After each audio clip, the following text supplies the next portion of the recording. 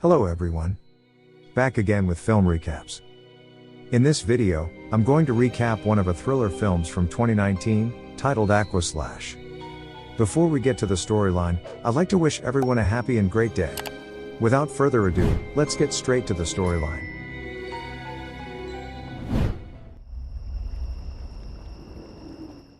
In the beginning of the movie, we are shown a woman and a man on a date by the pool.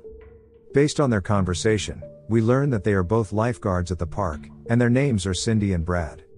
After their shifts end, instead of going home they linger around the premises to spend time together, and cozy up on top of the waterslide. Not long after, a figure carrying a machete comes up to them, and brutally murder the two.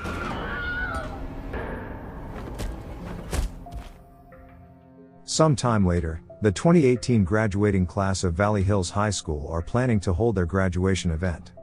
They plan for the event to take place at a water park called Wet Valley. The idea was spouted by Alice, a Valley Hills High School alumni who was also the one who came up with the entire event. Much like every other graduation event, all the seniors are excited about spending time together. Not only that they'd get to swim and ride water slides, they also plan to stay at the water park for 3 days. It is now that we get introduced to our protagonist, Josh. He and his friends, Chad and Slim, started a band called the Blades, and they would perform sometime during the event. Later on, an old man named Conrad comes up to them. He tells them that he works as both caretaker and maintenance technician at the water park. Despite having worked there for 35 years, he is still up and kicking.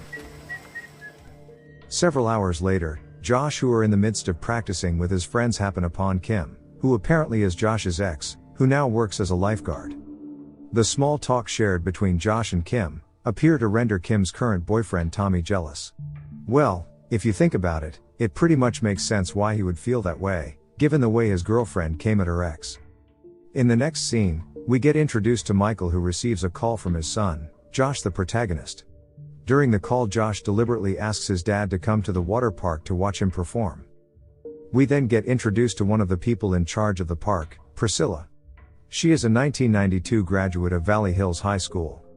Slim tells that he heard a rumor circulate amongst the students about Priscilla supposedly choosing one graduate to have sex with each year. The rest of the class are now enjoying the water park's main attraction, that is a set of really high and long waterslide tunnels. All is good so far, and nothing appears out of the ordinary, at least until several bratty teens decide to go down the slide, with a bottle of liquor in hand.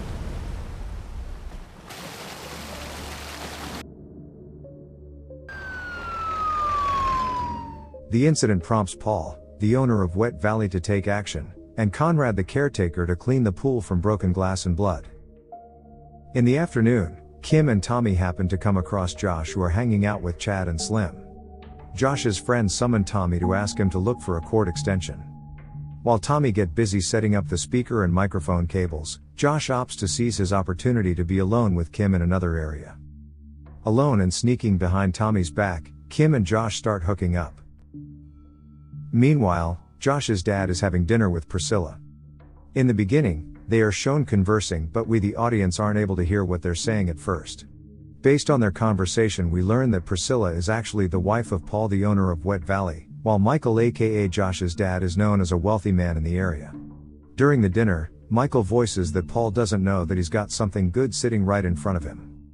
Some time passes, and now Josh and Kim are walking up to their friends, as it is almost time for his band to perform. Several classmates are watching them from afar, and one of them says that something is going to happen to them. The seniors are now enjoying a performance by the Blades, who are performing 80s hits. Kim, who is watching, pretends to not like Josh's singing, and condemns the loud noises their instruments make. Josh's dad and Priscilla attend to watch Josh perform. Up until this point, Tommy is still unaware of the fact that his girlfriend cheated on him. But then, it turns out that one of the seniors had recorded Josh and Kim hooking up, and now shares the video in the seniors group chat. Tommy sees the video and gets understandably furious. He runs up to the stage and beats Josh in front of everyone.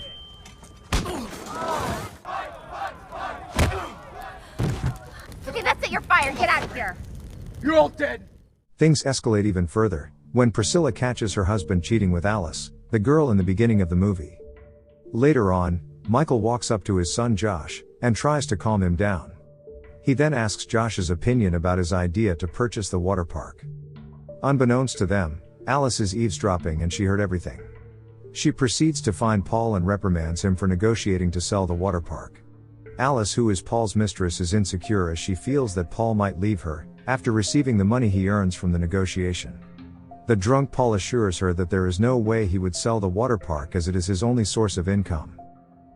Several hours after, all the seniors are resting up for the night, and no one is out and about, except for one person who breaks into one of the water slides to install a pair of large metal blades, arranged in an X shape inside.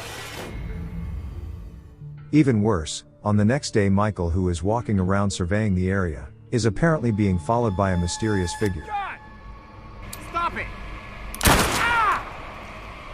Anything you want! I'll give you whatever you want! What do you want? Michael gets shot in the leg and is then taken to the shed.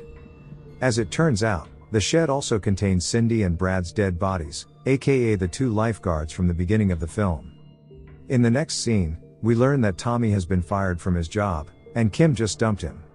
Shortly after, Conrad comes up to him and tells him that Kim no longer cares for him. However, Tommy still holds out hope because he loves her. After lunchtime, Conrad, the water park caretaker, runs the water that goes down the water slides. At this point, no one is aware of the metal blades inside one of the slides. Meanwhile, Priscilla, who also works there, opts to spend her time hooking up with Slim instead of doing her job. In the afternoon, all the seniors are excited to participate in a fun competition with a $500 prize. They would be split into teams, and will compete for the fastest to slide down the water slides. Naturally, Josh teams up with Chad and Slim. However, Slim is still nowhere to be found. They instead see Tommy, who suddenly comes up to them despite having been fired from his job. Tommy tells them that he comes not as an employee but as a visitor now, and he is also taking part in the competition. The rest of the seniors don't seem too fond of the idea and won't let him join. With Slim still nowhere in sight, Josh and Chad decide to ask Kim to team up with them. Not long after, Tommy, who had nothing better to do than stand around, notices something amiss. He takes note of a trail of water leaking out of one of the slides. He also finds remnants of the water slide's material, meaning someone has poked holes at the slide. While all the seniors are lining up to get to the top of the slides, Conrad is chilling by the pool waiting for the competition to start. While this is going on, Tommy, who is now convinces that one of the slides has been tampered with, begins trying to discourage everyone from going down the slides. Unfortunately, the seniors brush him off as they already think of him as a party pooper for what he did the other night. In mere minutes, the competition is about to begin by the event organizers and the pool caretakers. To ensure everything would go well, Priscilla communicates with Conrad, who is guarding below. Of course, neither are aware of the blades installed inside one of the slides. Tommy is relentless. He still tries to inform Paul and Priscilla that everyone's in danger. Unfortunately, nobody believes him, and the competition commences. One of the annoyed seniors even pushed Tommy down the slide.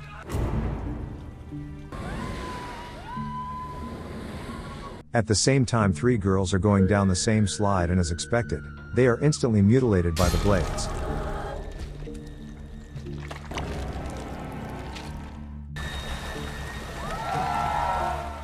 Below, the water coming out of slide number 3 has turned red, followed by mutilated limbs sliding down. The rest of the visitors shriek in horror, while Conrad sprains his ankle, while he rushes down his lifeguard seat. Meanwhile, Tommy, who was pushed down the slide earlier, has now almost reached the metal blades. He has no choice but to cross his fingers, and hope nobody else slides down after him. At the same time, Conrad immediately tells Priscilla to stop the competition. And just so happens, their walkie-talkies are not working properly. Hence, Priscilla remains blissfully unaware of the chaos below, and instead invites Paul to slide down. Paul takes the doomed slide number 3. At the same time, Josh now rushes upstairs, and asks everyone to stop going down the slides. Paul, who is in the midst of going down the slide, proceeds to try to keep from sliding down further. Something wrong in the tunnel! Meanwhile, the 2 senior girls and Tommy, who are already crammed down the blades, get pushed down further and die. Nobody certainly expects that all this fun and games would turn this bloody. Amidst the panic, Conrad asks Chad and Kim to shut down the water pumps in the shed.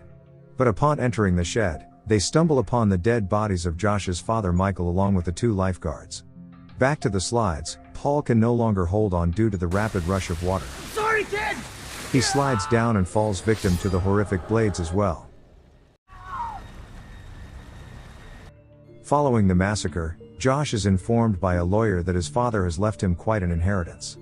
However, one thing his father has not yet finalized is the purchase of the Wet Valley Water Park, which he had planned to demolish to make space for a $20 million shopping complex. Since Paul the owner died in the incident as well, that makes Priscilla the sole recipient of the money made from the transaction. The film ends with Priscilla smiling, followed with her memories showing her father accidentally died at this park years ago, with no one was even bothered to help him.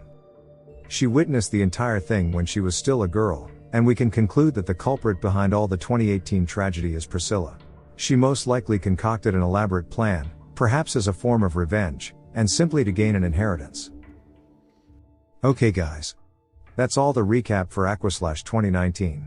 Thanks for watching. See you again in the next video.